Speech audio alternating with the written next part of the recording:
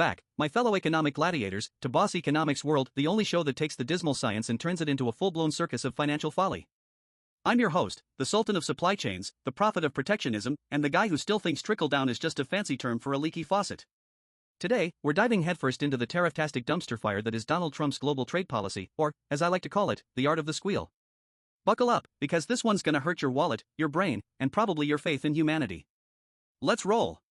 Folks, it's August 30th, 2025, and just when you thought the long weekend before Labor Day was safe for barbecues and existential dread, a U.S. appeals court in Washington drops a bombshell. Most of President Trump's global tariffs, those shiny, golden levies he slapped on everything from Chinese steel to French wine to Canadian maple syrup, have been declared illegal. That's right, illegal. The court says Trump overstepped his authority by invoking an emergency law to justify his tariff tantrum. But here's the kicker, the tariffs are still in place while the legal circus continues, and this whole mess is probably headed to the Supreme Court faster than you can say trade war. Oh, and the lower court now has to decide if this ruling applies to everyone or just the lucky plaintiffs who brought the case. Confused? Good. That's the point. Welcome to the modern economy, baby. Now, if you're a regular viewer of Boss Economics World, and if you're not, why are you even here? You know we don't just report the news. Oh no. We peel back the layers of this economic onion until we're all crying together. So, let's break down the economic issues behind this tariff debacle, from the surface-level clownery to the deep, dark, systemic rot. And trust me, there's enough rot here to fertilize the entire Midwest. Let's go. First up, let's talk about the obvious. Tariffs are the economic equivalent of a reality TV show. They're loud, they're dramatic, and they're mostly just for the ratings. Trump's tariffs, which started back in 2018 during his first term and have been expanded in his second, were sold to the American public as a way to protect jobs, bring manufacturing home, and stick it to China. Sounds great, right? Who doesn't want to see Uncle Sam flexing his biceps in the global trade ring? But here's the problem, folks, tariffs don't work like that. They're not a magic wand. They're a sledgehammer, and guess who's getting smashed? Spoiler alert, it's you, me, and every poor sap trying to buy a washing machine. According to the American Action Forum, Trump's tariffs have cost U.S. consumers and businesses over $200 billion since 2018. That's billion with a B, folks. And here's the kicker, a 2024 study by the National Bureau of Economic Research found that 93% of the cost of these tariffs was borne by American consumers, not foreign exporters. So, when Trump says, China's paying for the tariffs, what he really means is, you're paying for the tariffs, suckers. Oh, and let's not forget the retaliation. China, the EU, Canada, they all hit back with their own tariffs, costing U.S. exporters, especially farmers, billions. Soybean exports to China, for example, dropped by 74% between 2017 and 2019, according to the U.S. Department of Agriculture. But hey, at least we got some cool photo ops of Trump handing out bailout checks to farmers, right? Now, the appeals court ruling just adds another layer of absurdity to this circus. By declaring the tariffs illegal, the court is essentially saying, hey, Don, you can't just invoke emergency powers because you feel like it. But here's the irony, the tariffs are still in place. So, we've got a policy that's been ruled illegal but is still costing you money. It's like getting a speeding ticket but being told you have to keep speeding until the Supreme Court decides if roads are real. Classic 2025 vibes. Okay, let's zoom out a bit and talk about the ripple effects of this tariff mess.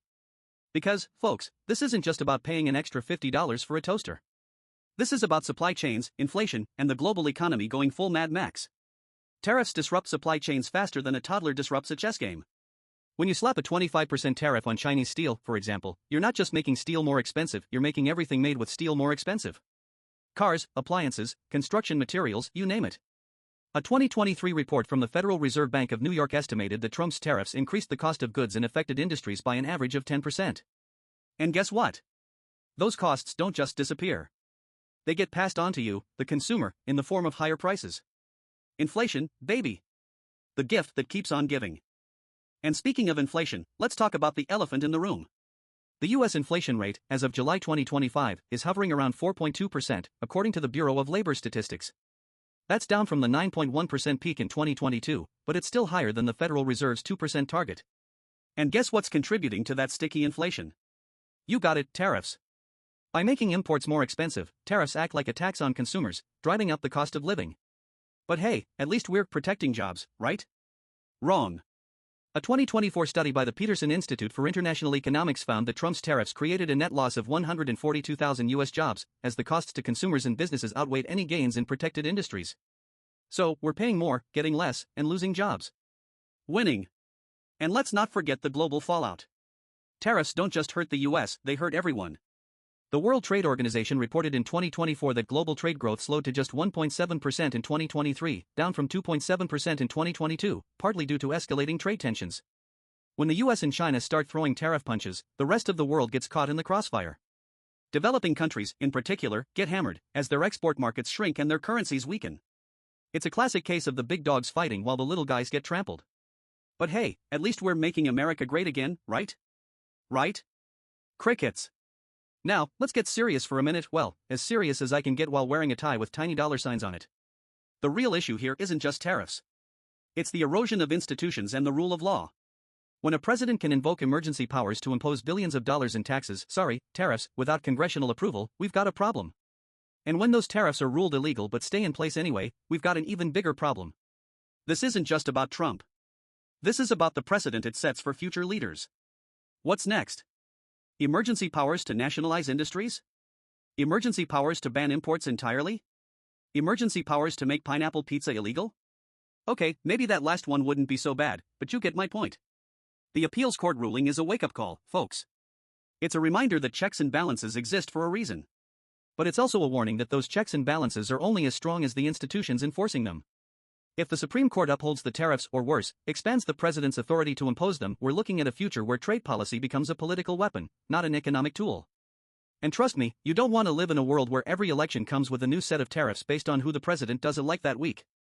Imagine President AOC slapping a 50% tariff on oil imports because climate emergency, or President DeSantis imposing a 75% tariff on European wine because cultural emergency. It's a slippery slope, folks, and we're already sliding. So, where does this leave us? Well, if you're a consumer, it leaves you paying more for everything. If you're a business, it leaves you navigating a supply chain nightmare. If you're a farmer, it leaves you praying for another bailout. And if you're an economist like me, it leaves you screaming into the void. But here's the thing, folks, this isn't just about tariffs. It's about the bigger picture. It's about a world where trade wars, inflation, and institutional decay are the new normal. And it's about a future where the only winners are the politicians who get to grandstand while the rest of us pick up the tab. But hey, at least we've got the Supreme Court to save us, right? Right? Oh, wait, it's 2025, and the court's more polarized than a pair of Ray-Bans. So, buckle up, folks. This tariff train isn't stopping anytime soon. And as always, here at Boss Economics World, we'll be here to laugh, cry, and scream our way through it. Until next time, keep your wallets close and your tariffs closer. Peace out.